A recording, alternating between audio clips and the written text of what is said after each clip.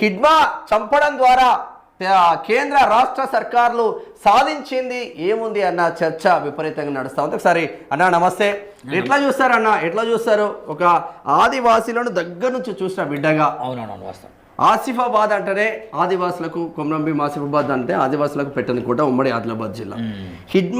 హిడ్మాను అంతమొందించడం లేదంటే భయపట్టి జనజీవన స్రవంతిలోకి నక్సలైట్లను పంపించడం, మావోయిస్టులను ఎట్లా చూస్తారంటే ఇక అసలు మావోయిజం అనేది లేకుండా చేస్తాం కేంద్ర రాష్ట్ర సర్కార్లని చెప్పుకుంటూ ఉంటారు.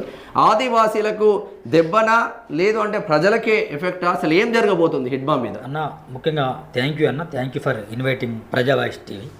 థ్యాంక్ యూ వెరీ మచ్ అన్న. హిడ్మా గురించి మాట్లాడడం నిజంగా చాలా అంటే చాలా ధైర్యం అనిపిస్తుంది, బాధ అనిపిస్తుంది, అదేవిధంగా చాలా ఇక రోషం కూడా వస్తుంది నాలో. ఎందుకంటే ఒక అంబేద్కర్, ఒక కొమరంభీం ఏ విధంగా అయితే ఫైట్ చేశారో, అల్లూరి సీతారాములు ఎట్లయితే విగ్రహాలు కనిపిస్తున్నాయో, ఈ ప్రజా వాయిస్ వేదికగా చెప్తున్నా అతి త్వరలోనే హిడ్మా విగ్రహాలు కూడా ప్రతి గ్రామంలో పెడతారు ఆదివాసులు, దాని నో డౌట్.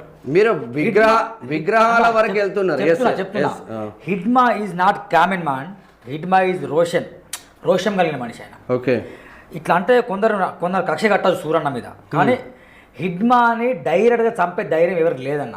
ఓకే, ఆయన చరిత్ర చూడండి, 20 సంవత్సరాలు ఏ పోలీస్ అధికారి కూడా నేరుగా ఆయనతో ఫైట్ చేయలే. వాళ్ళ తల్లి కూడా 20 సంవత్సరాలు అనిపించలే. అంత ఘోరంగా అడవిలో ఉండి బతికిండన్న.